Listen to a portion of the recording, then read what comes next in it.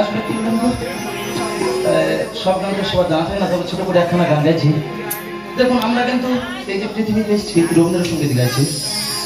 বিশ্বকবি রবীন্দ্রনাথ ঠাকুর বলছেন যে আমরা মানুষ, আমরা সবাই স্বার্থপর,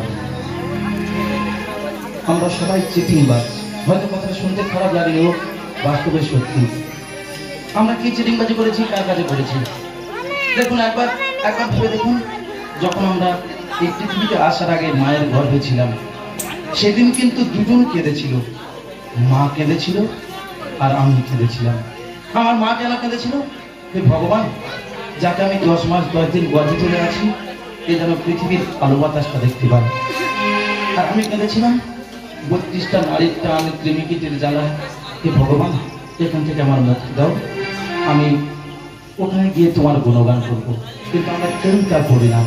তাই বিশ্বকবি রবীন্দ্রনাথ ঠাকুর বলছেন, ফেলে এসেছি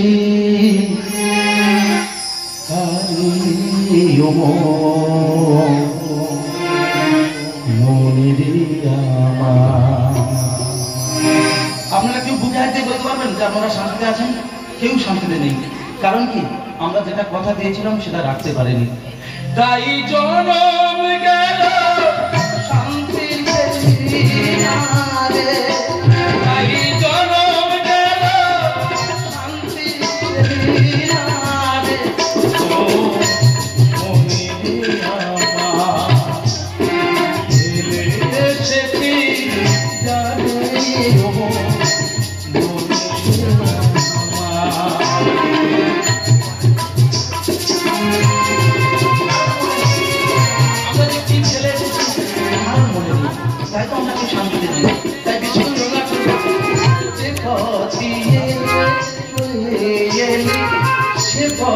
কেন ভুলে গেলি রে? আমরা সবাই ভুলে গেছি যে পথে আমরা এসেছিলাম, সেই পথে কিন্তু একদিন যেতে হবে, সেটা আমরা সবাই ভুলে গেছি। তাই রবীন্দ্রনাথ ঠাকুর বলছেন, পথ